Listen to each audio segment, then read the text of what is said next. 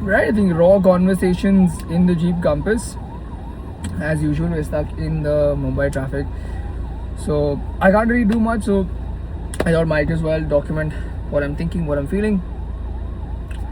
I think there comes a time in everyone's life where you're deep in the trenches, and there's a space called the in between of your past identity or your false ego and your true self, or the person who you're trying to be. And when I say the person that you're trying to be, in no way, shape, or form am I referring to an aspirational figure that you're trying to chase, but authentically finding out who you really are and behaving and operating like that person, and eventually becoming who you're supposed to be. The in between is something people don't really talk about. The in the trenches, there are days when it's all sunshine and rainbows, and some days it's just you in a Jeep Compass, matching the car interior by coincidence, stuck in traffic, with no plans for the rest of the day.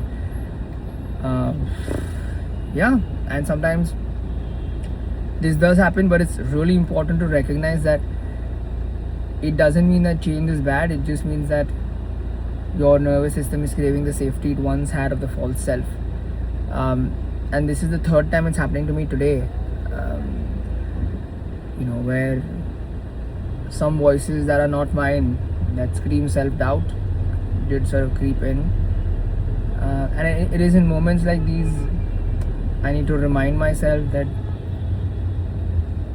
I have done this n number of times in the past, made through bad times, made through difficult times, made through lonely times.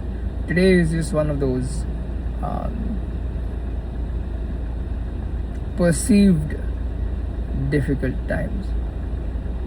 In my reality, there is nothing that is actually difficult. It's just that because my nervous system is craving safety, which comes from maybe attachment style wounds, it comes from lack of love, because there's only so much self-love that you can give, and discipline is the highest form of self-love, provided it comes from a place of identity. So I do identify myself as an athlete, as an entrepreneur, as someone who loves driving, someone who loves talking to the camera. And those things are authentically me, and that's always been the case. But sometimes life gets in the way of these things. Your dreams, who you are, who you truly wish to be, get buried under self-doubt,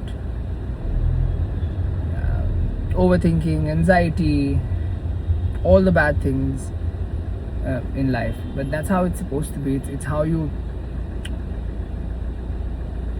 dig your way out, crawl your way out, burrow your way out if you have to. The only way out of this is through and out.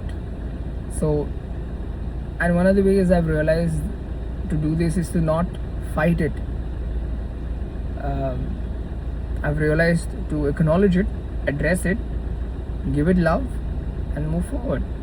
So yes, I don't have too many close friends. I don't have any close friends. I have never been to a wedding where I really felt part of it. I have never been to a birthday party, or invited to a birthday party where I actually felt a part of it. I have never been in a position to invite anybody else to my birthday party, because I've never felt anybody to be that close to me except the people that I was dating at the time, and they were close. I haven't spoken to my parents in days. I don't even remember the last honest conversation I've had with them in years. So all of that sort of leads to lack of connection. Yawn is nervous system resetting, and the lack of connection is what leads to self-doubt. It's okay if that one person speaks to me, I am worthy. The point is, I am worthy, with or without anyone else. I within myself am a full human who is worthy of love, who deserves greatness should he put in the input towards it, and yet someone who's completely detached from the outcome. I know what's meant to be and what's for me will eventually find its way to me. That doesn't mean that I stand still and do nothing, because doing nothing is also an input.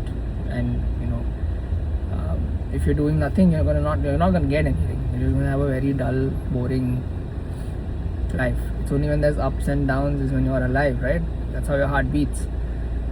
So tough moment for sure.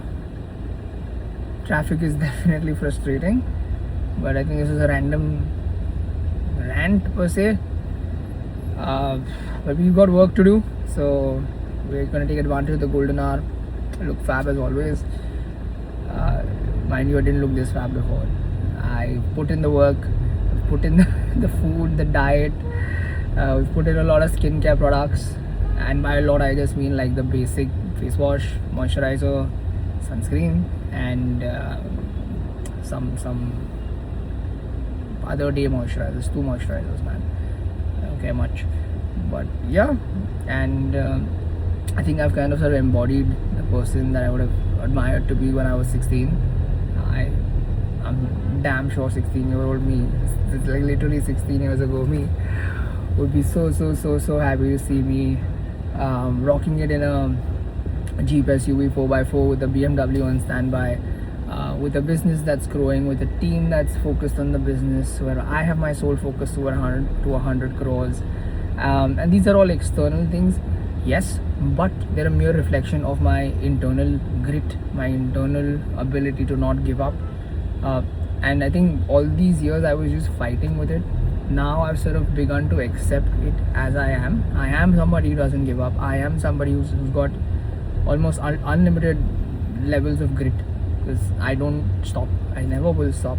I might take breaks and rests and reset, but I will never stop moving.